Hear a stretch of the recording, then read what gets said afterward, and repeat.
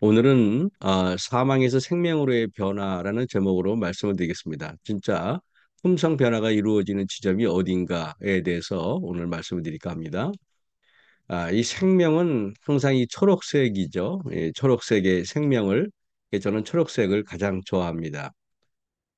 품성 변화가 이루어지는 지점은 어디일까요? 예, 보통 품성 변화는 천지개벽형이 있다 그럽니다. 천지개벽형에 해당되는 사람은 그 사도 바울 같은 경우죠. 이렇게 담에색 도상에서 예수님을 만나 가지고 한순간에 품성이 변화되는 그런 어떤 그 터닝 포인트 같은 경우가 있겠죠. 그리고 동해 일출형이 있습니다. 내가 품성이 언제 변화되는지 모르는데 이렇게 보면은 이 해가 동쪽에 떠오르듯이 또 그런 변화가 있는 경우가 있다고 얘기합니다. 자, 순결해진 마음에는 모든 것이 변화된다. 품성의 변화는 마음속에 그리스도가 내재하신다는 증거이다. 하나님의 성령은 영혼 속에 새 생명을 나게 하시고 생각과 욕망으로 그리스도의 뜻에 복종케 하신다. 그리하여 속 사람은 그리스도 형상으로 말미암아 다시 새로워진다 그랬습니다. 변화의 진짜 핵심은 그리스도께서 우리 안에 내재하신다는 것이겠죠. 품성 변화는 과연 어떤 것을 말할까요? 일단 일반 과학에서 두 가지 변화가 있다고 얘기합니다. 물리적인 변화와 화학적인 변화가 있다고 이야기합니다. 자, 물리적인 변화는 뭐냐 하면은요. 물질이 본래의 성질을 잃지 않고 모양이나 상태가 변하는 것. 물질이 화학적인 조성의 변화 없이 에너지를 얻거나 잃어 그 상태만 변하는 현상. 예를 들면 다음과 같습니다. 초콜릿이 어떤 네모 모양이 있다가 이것이 녹으면은 녹으면은 이렇게 녹거나 액체 기체 상태로 변하는 건데 모양 즉 못이 휘거나 아니면 구부러지는 경우를 말하겠죠.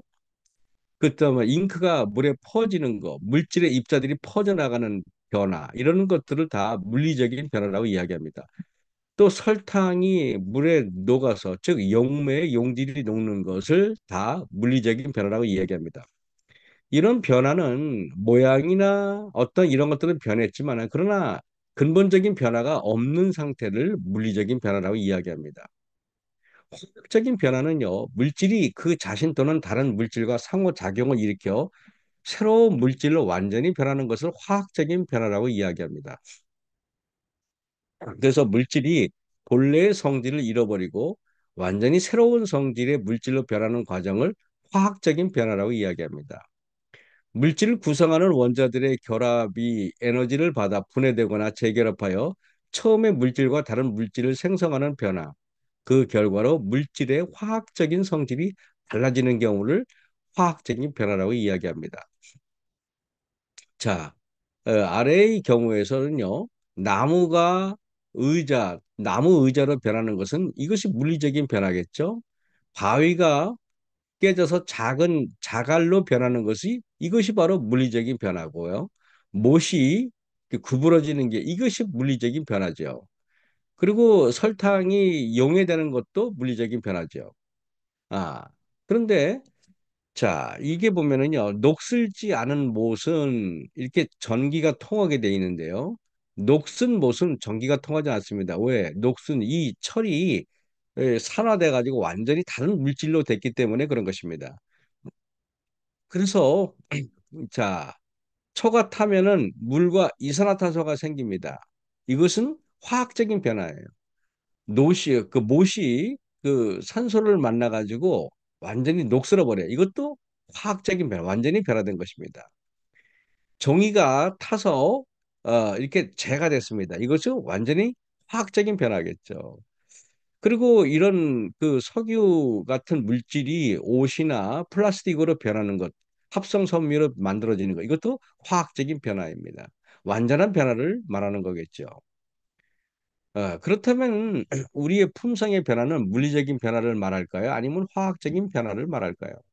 여기 영감의 말씀에 보면은 오직 신령한 능력에 의해서만 이루어질 수 있는 변화의 과정 없이는 근본적인 죄의 성벽이 전과 같이 똑같이 남아있게 되며 그래서 우리가 어떤 그 품성이 물리적인 변화를 일으킨 것은 겉모양만 변하고 예모만 변했는데 근본적으로 죄를 미워하거나 근본적인 변화는 아니라는 것입니다.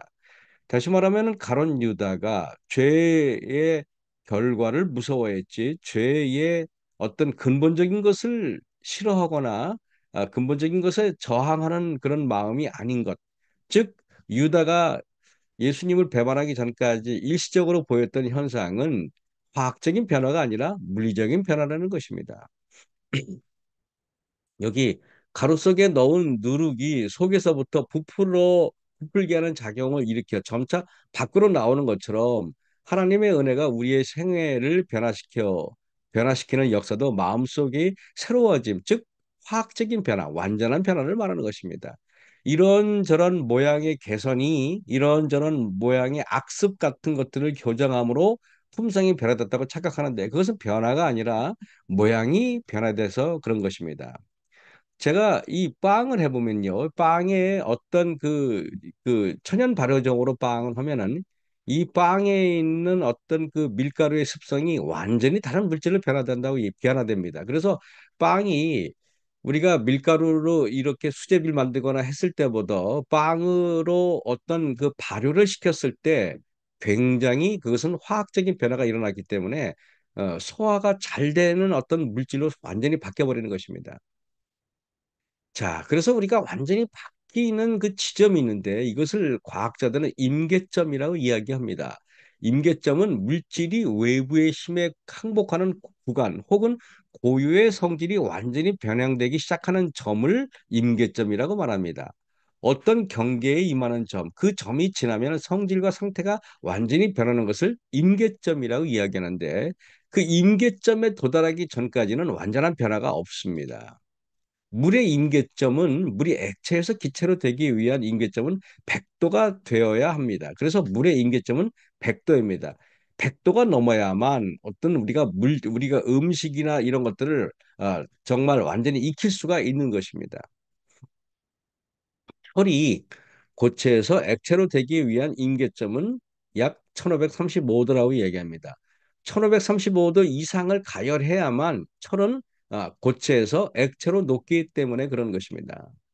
그리고 비행기가 이렇게 땅에서 하늘로 이륙하기 위해서는 약 시속 348km 이상의 속도로 달려야만 그 이상이 돼야만 땅에서 또 상공으로 올라갈 수가 있는 것입니다. 지구의 중력을 벗어나기 위해서는 1초당 11.2km 속도로 날아가야 합니다. 그렇기 전에는 그 대기권을 절대로 벗어날 수가 없는 것입니다. 이렇게 보면은요.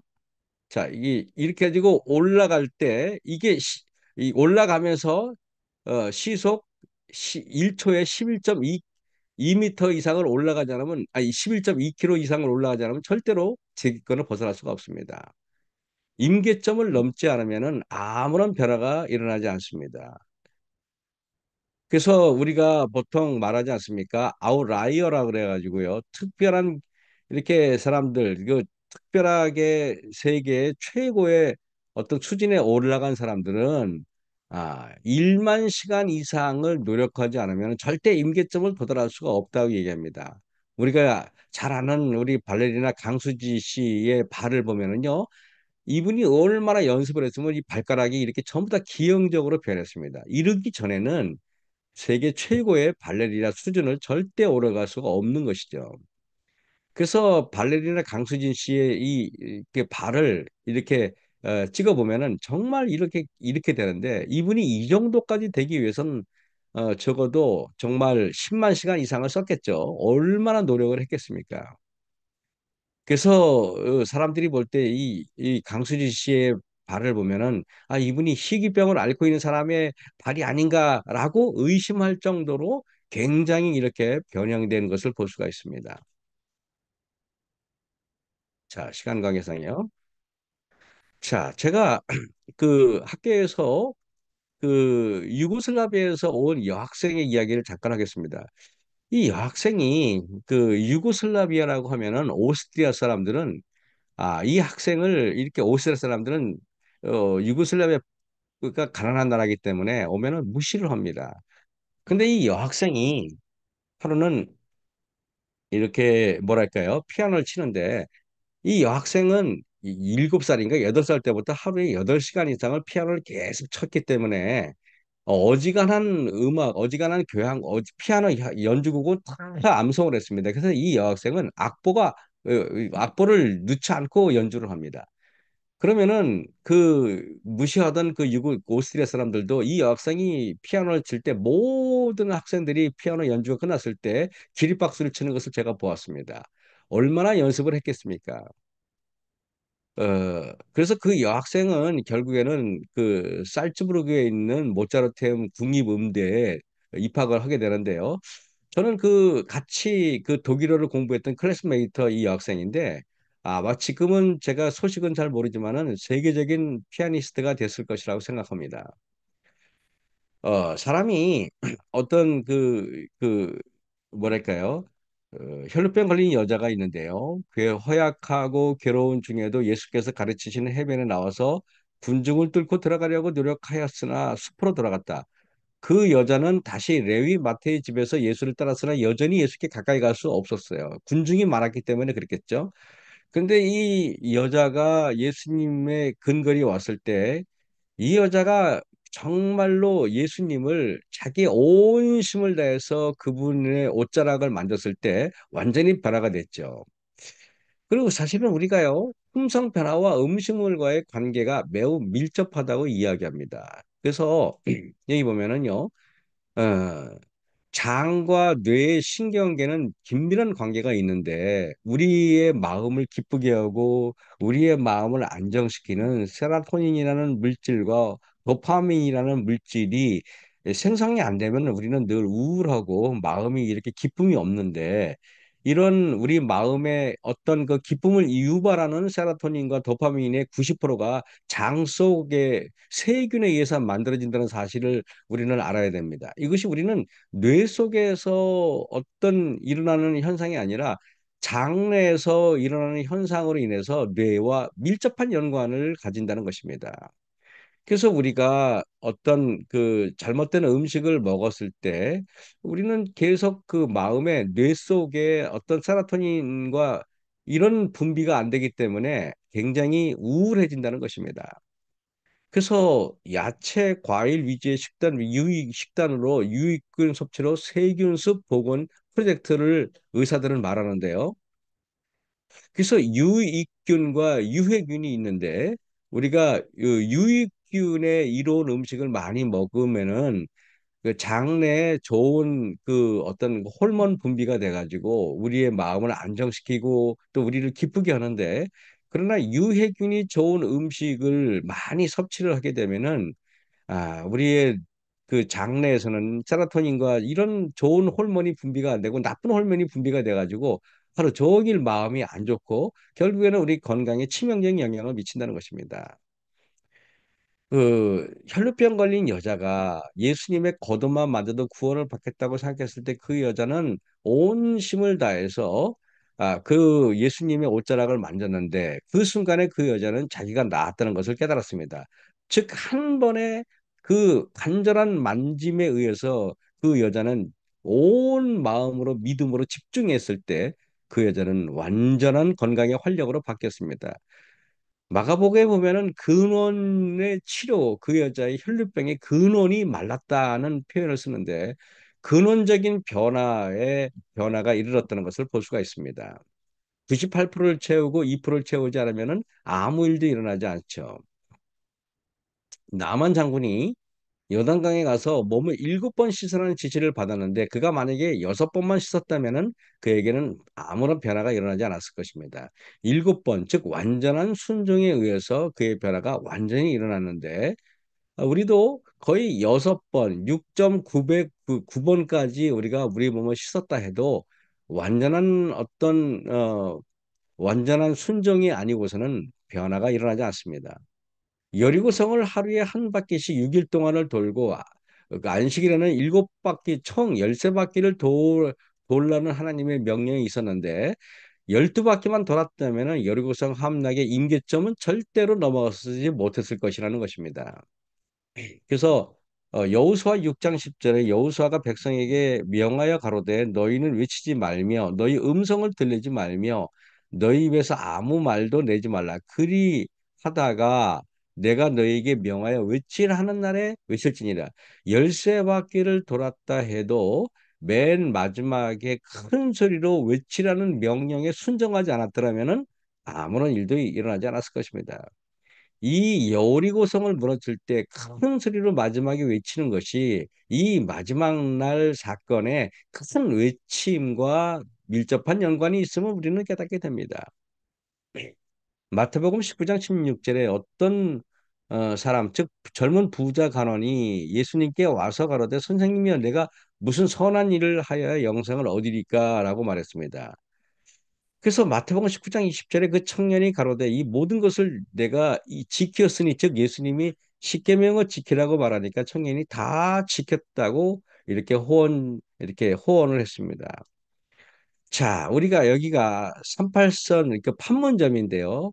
이 선만 넘으면은 큰일 납니다. 즉 북한군이 요 선만 넘으면 남한 사람이 되는 것입니다. 또 남한에 있는 사람이 요 선만 넘으면 북한 사람이 되는 것입니다. 그 선, 요 선이 바로 남한과 북한의 임계점인 것입니다.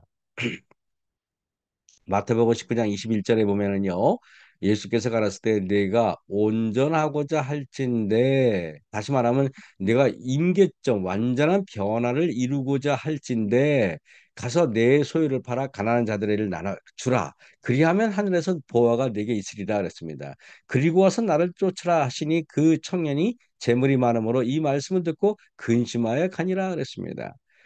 완전히 변화되기 위해서는 하나님께서 그 젊은 부자간에게 말할 때 네가 십계명을 다 지켰다고 하지만은 네 소유를 팔아 가난한 자들 나눠 줘라. 그러니까 청년은 재물이 많아서 말씀에 순종을 하지 않고 그냥 예수님을 떠나가 버립니다.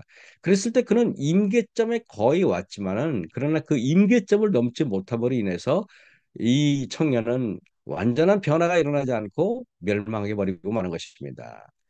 임계점을 넘지 않으면 아무런 변화가 일어나지 않습니다. 임계점의 한계가 우리의 생애에서 매일매일 일어나고 있습니다. 분노의 극한 지점에 이르렀을 때 우리는 믿음으로 말미암아서 그 분노를 완전히 제어하는 하나님 예수님으로부터 새 마음을 받지 못한다면 절대로 변화는 일어나지 않습니다. 지구의 중력을 벗어나기 위해서는 1초당 11.2km의 속도로 치솟하지 않으면 절대 변화가 일어나지 않는다고 아까 얘기했죠.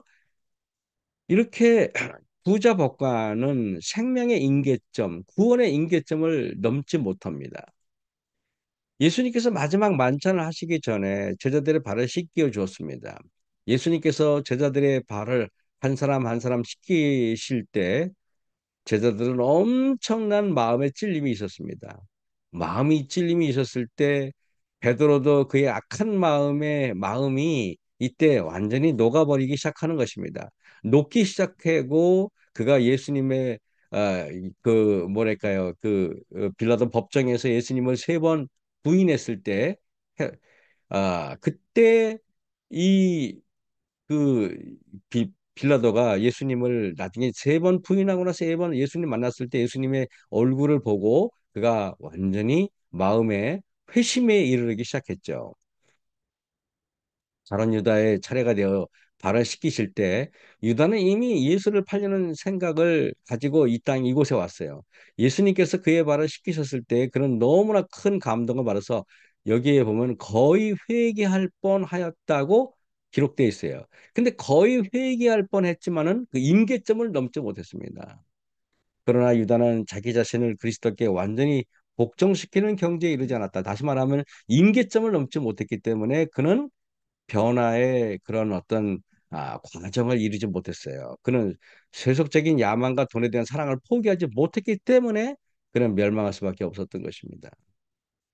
혈루병이 걸렸던 여인은 그 구원과 치료의 임계점을 넘어섰습니다. 그녀는 병에서 고침을 받은 것이 아니라 생명의 영역 안으로 들어갔으며 구원의 선을 넘어갔던 것입니다.